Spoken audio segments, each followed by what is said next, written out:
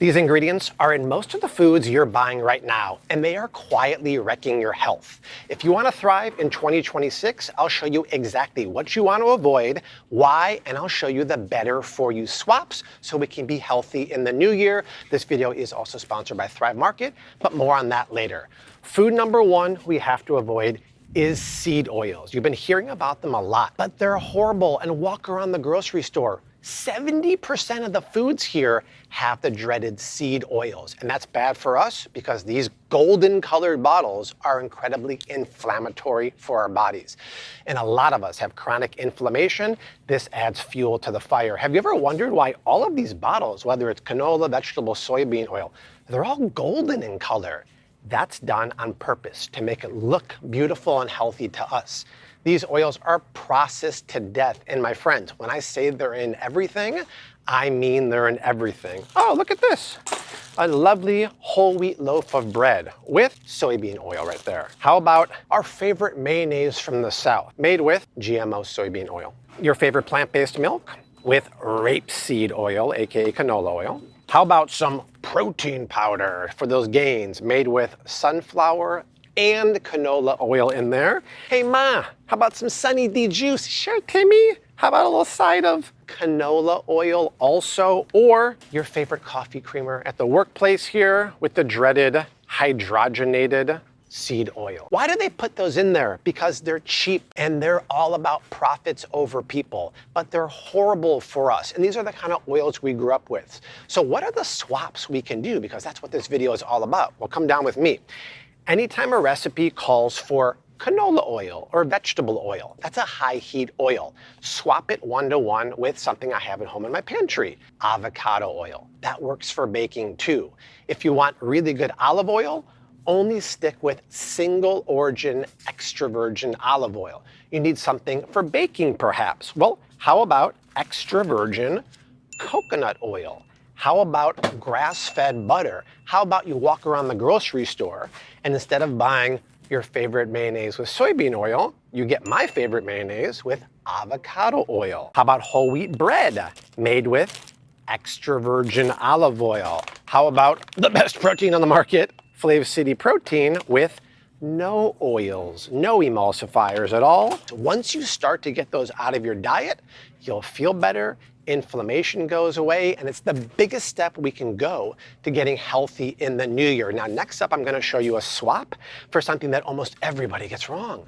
The type of salt we use can greatly affect our health. And raise your hand, is this the kind of table salt you grew up with? The problem is, this is a highly bleached, processed, refined salt. You know the key giveaway for this? Look on the back here. It's not just salt, it has anti-caking agents, dextrose, and then the added iodine. This one right here has yellow prusinate of soda. These are anti-caking agents. My friends, you see what I just saw? This has dextrose added to it. What is it? That's sugar. They add all these dextrose and anti-caking agents so they flow out really easily. But this is nothing but processed sodium chloride. It's been stripped of all its natural minerals, and to do that, it's been highly processed, bleached, and refined. It's not good for us at all. This is the kind of salt you have to stop cooking with immediately. So what do? Unrefined salt, my friends. The easiest swap would be to get something like Himalayan pink salt. Unrefined salt, and you can see all the trace minerals. It'll have up to 90 trace minerals. You know what salt I use at home? They actually have it here at Walmart. Celtic sea salt. This is hand-harvested salt from the French coast in Brittany. I've heard good things also about Baja Gold mineral salt. I think Gary Brecka talks about it. It's unrefined salt from Mexico. The difference between any type of unrefined salt, including, by the way, look, even this third-party brand, Mediterranean sea salt. If it's just one ingredient, unrefined sea salt, you're good to go. The difference between these and the types that we grew up with are night and day. It's the easiest swap you can do for a better health alternative. How about popcorn? They specifically call out the Himalayan pink salt. Good for them. How about my Flav City electrolytes? I specifically call out the unrefined ancient sea salt, which is superior for hydration. Those kind of swaps, albeit small, can make huge improvements in our health, just like the sugar I'm going to show you in 1 second. When it comes to sugar, the stuff behind me, the average American consumes 17 to 18 added teaspoons of sugar per day. And keep in mind, there is no recommended daily amount, but that's a crazy amount considering the level of obesity is at all-time highs. Type 2 diabetes, inflammation. Sugar destroys your gut microbiome, my friends. And the problem is the amount of sugar in foods at the grocery store is alarmingly high in the foods we eat every day. Let's just show soda. We know it has a lot of sugar, but look, it's not even cane sugar, it's corn syrup. To the tune of 39 grams of added. Even this healthy organic bread has 4 grams of added cane sugar per slice. Award-winning barbecue sauce, high fructose corn syrup, 16 grams added.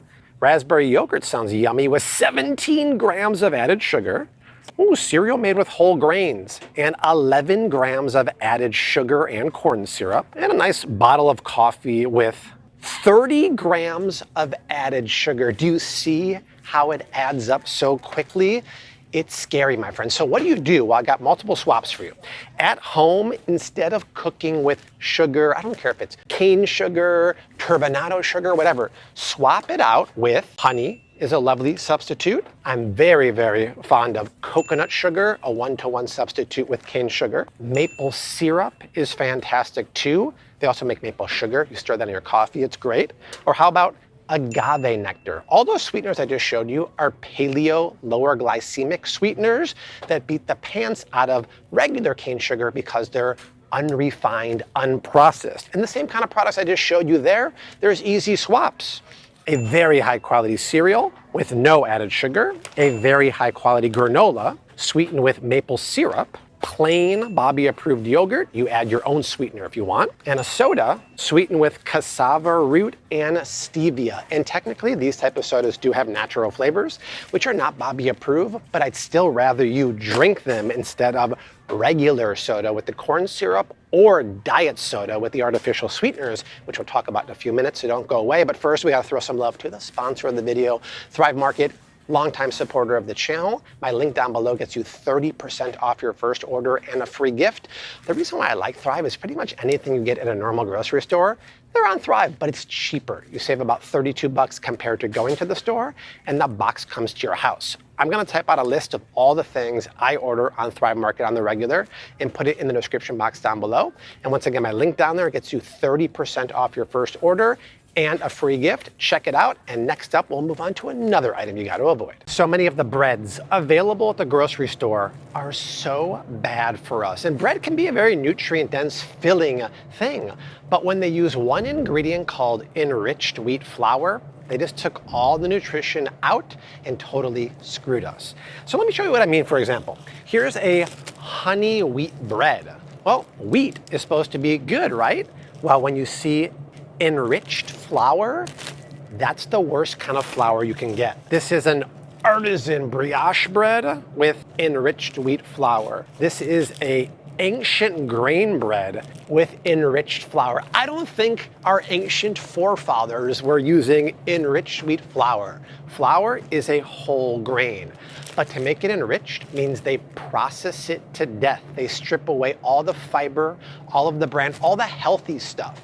And what do they do then? Look, they fortify it back in with vitamins like iron, riboflavin, and folic acid. Because they stripped it all out in the first place. They stripped away the fiber for you and I, and they basically gave us the cruddiest carb possible that has no nutrition, spikes our blood sugar, and brings us right back down. So we have to eat whole wheat bread flours. I see 2, for example, right here. Look at this. This is not just whole flour. The other ingredients are great, and it's freshly milled organic wheat flour. Look at this. This is nothing but organic whole wheat flour, nuts, seeds, and grains. Right here, I'm linking to a video I did last year ranking all the best breads at the grocery store in S-tier form.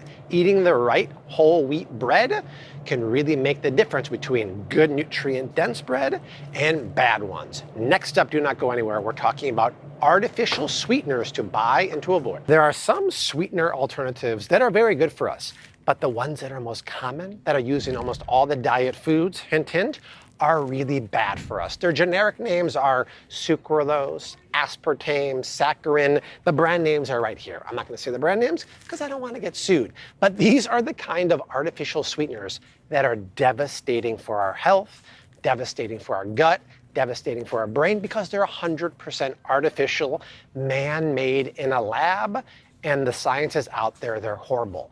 But they use them in all the products. Why? Because they're very, very cheap to make. For example, pick up almost every diet soda.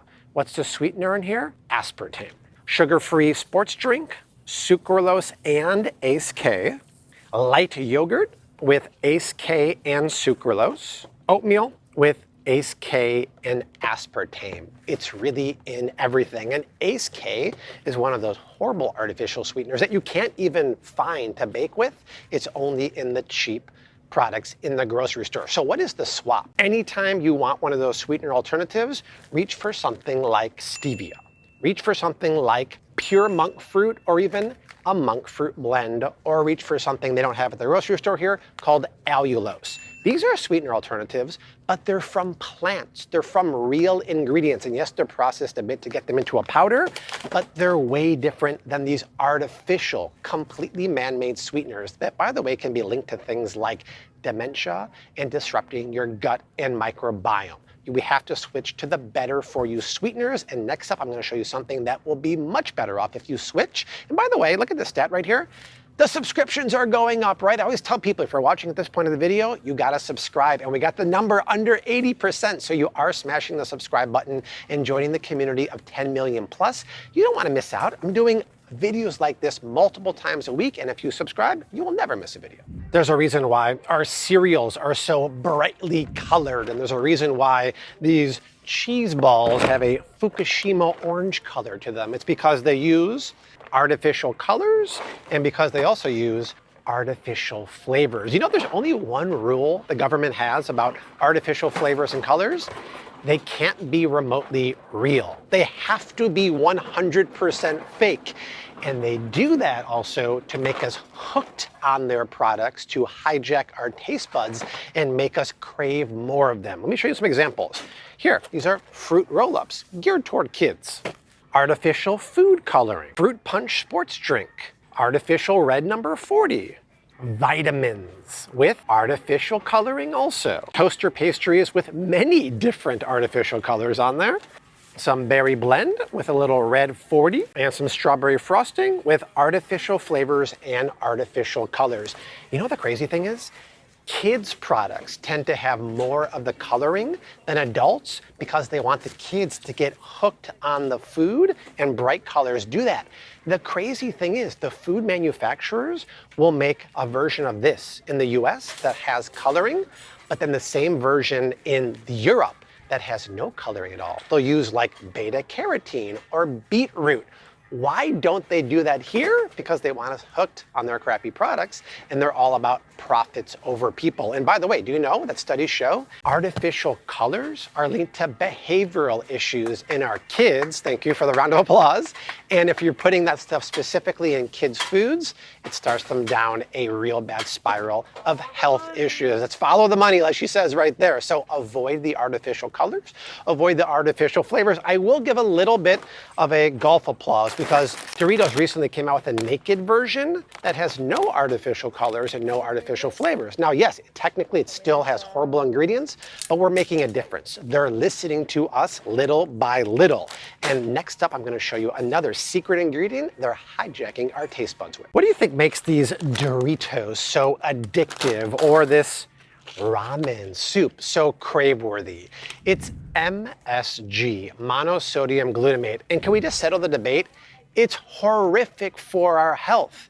MSG is man-made, designed for one reason and one reason only, to hijack our taste buds, to send a signal to our brain. Yummy. I want more of this. I am hooked on it. Now, there is something called naturally occurring MSG, which you can find in aged Parmesan cheese, mushrooms, tomatoes. That's good. That's natural. But the man-made one is completely fake. And that's why when you look at Doritos, you'll see it right there, monosodium glutamate. That's why when you look at almost every type of bouillon cube, it's right there, MSG. And when you look at ramen, it's flavored MSG. I don't know about you, if I eat something with MSG, I get warm, I get flush, I get a headache, and I wake up in the middle of the night and my pores feel like they're on fire. It's a real bad reaction. They put it in there because it's cheap and they're all about profits over people, which is the opposite. So my friends, stay away from those foods in 2026 and we're gonna thrive. Leave a comment down below. Let me know which one of these swaps you think is easiest. And if I missed anything, you let me know down there too. See ya, bye.